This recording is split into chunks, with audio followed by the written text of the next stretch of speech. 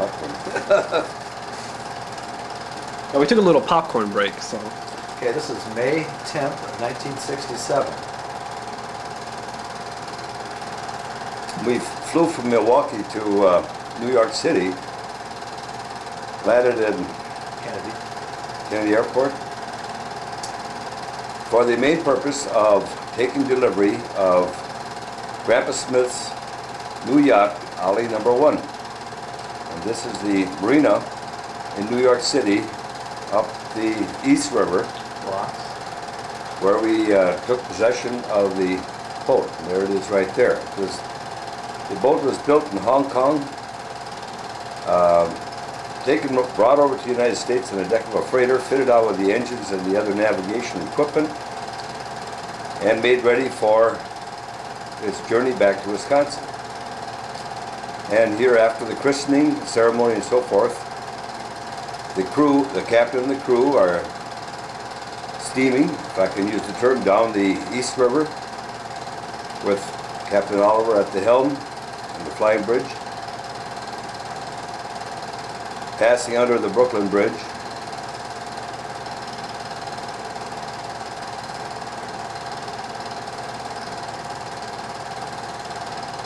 Empire State Building in the background. I think that's what it is. That's the Empire, yeah. And United Nations buildings.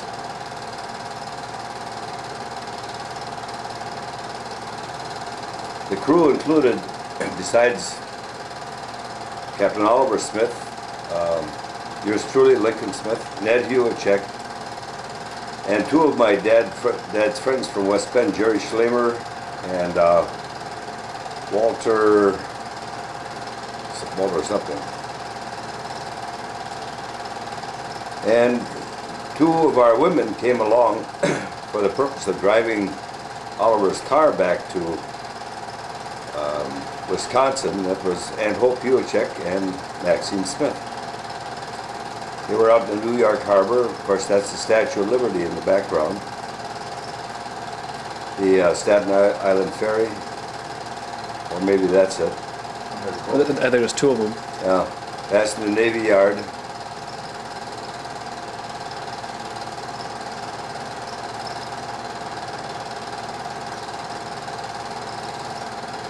We went around the battery, up the Hudson River. Now we're heading up the Hudson River, passing the mothball fleet that is stationed up the East River, or Hudson River. This, I believe, is West Point Military Academy up the Hudson.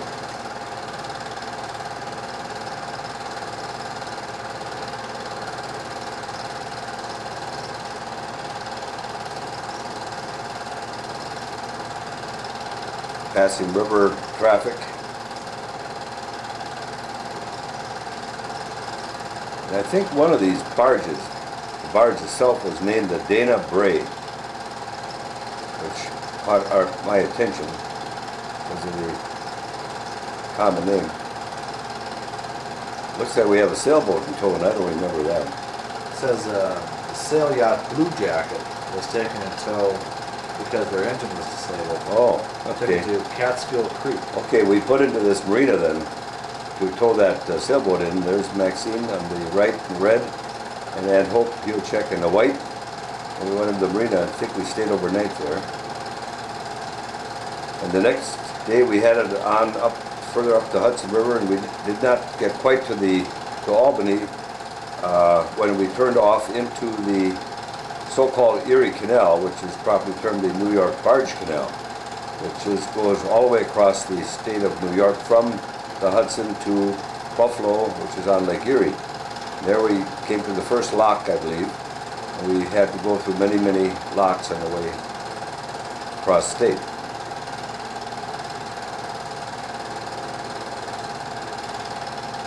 I don't remember the names of all these port towns here.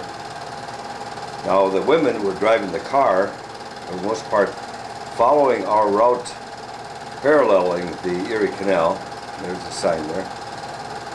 And they stayed with us almost, well, about halfway across New York when they left us, and then they went up to Niagara Falls and then headed on home from there. Here we're into a lock on the Erie Canal, and I think that's Jerry Schlamer pulling on the mooring lines. Sometimes Ned and I would have to scale these dock walls here. Usually they had ladders to get up to the top so we could secure the lines of the boat to the side of the lock, because we had to stay in position, otherwise the current of the water would sweep us toward the lock gates.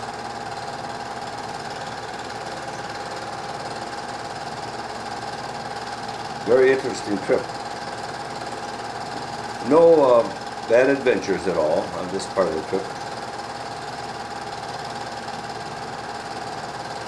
Freight train going by on land.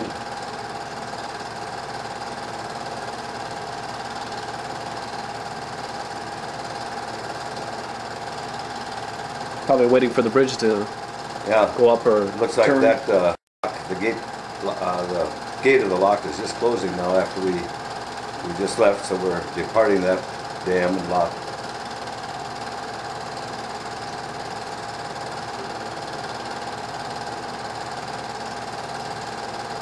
A lot of height. I think this lock is called the guillotine lock. Instead of opening up from side to side, it raised vertically up and down.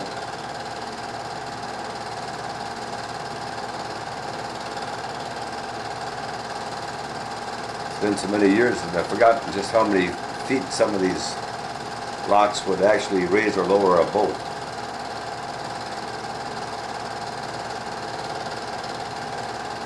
That might be our women up there, Maxine and Hope.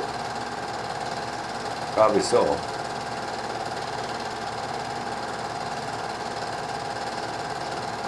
Probably, yeah. Friendly people. Whoever it was wearing a scarf, and Mom often wore a scarf. Friendly people.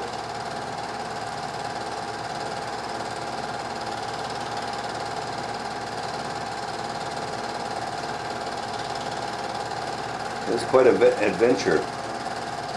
Captain Oliver, my dad, would stay at the helm all the time. He just stood and sat at his steering wheel all the time.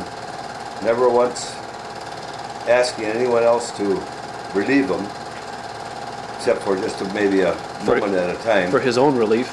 Yeah, for his own relief.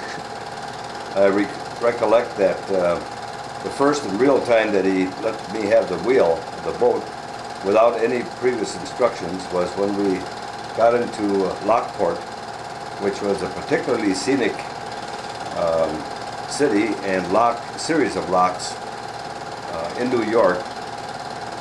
And he wanted to get some movie pictures with his camera, so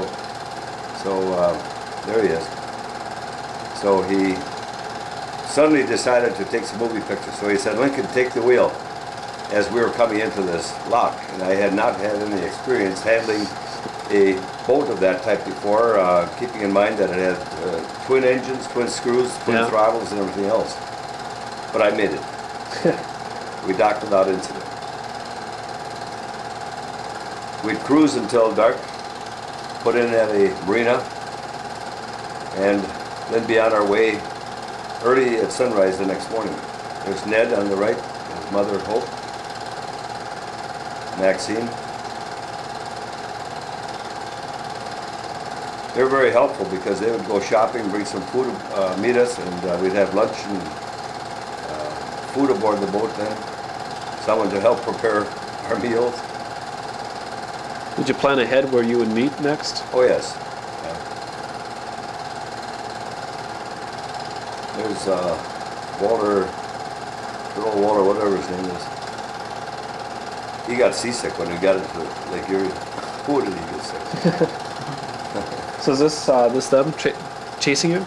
I don't know if that's, yeah, it could be Dad Smith's car.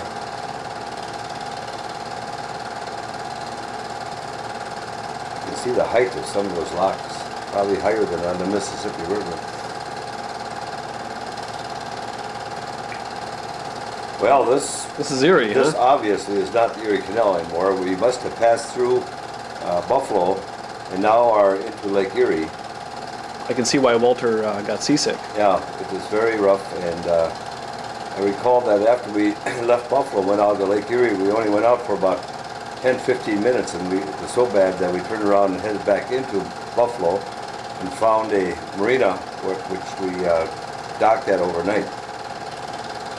Now this must be probably going up the Detroit River, past Detroit,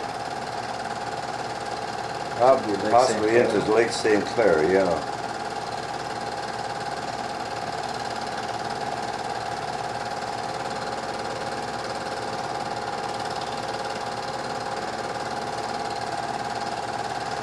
This could be the international bridge between Port Huron and Sarnia.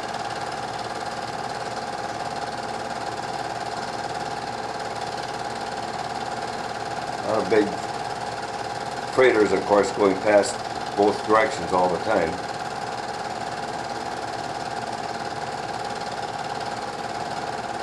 We had a number of escapades that were not recorded on film, including running aground on a shoal near Detroit at Wyandotte, but getting off after quite some time, without any serious damage to the boat. Hopefully Grandpa was driving, right? He was steering the boat, but I was supposed to be the navigator. Oh. And this was at night. Ooh. Well, I guess that was all we captured on film of the yacht trip, and now we are back in Port Washington. This is sister, Aunt Virginia Hack from California, visiting with Grandma Smith and Brian. Rolling, rolling, rolling. Welcome to Port Ollie. Yeah, so now the boat is back in the Port Washington Harbor at its temporary berth on the north side of the west slip. This is the welcome home party.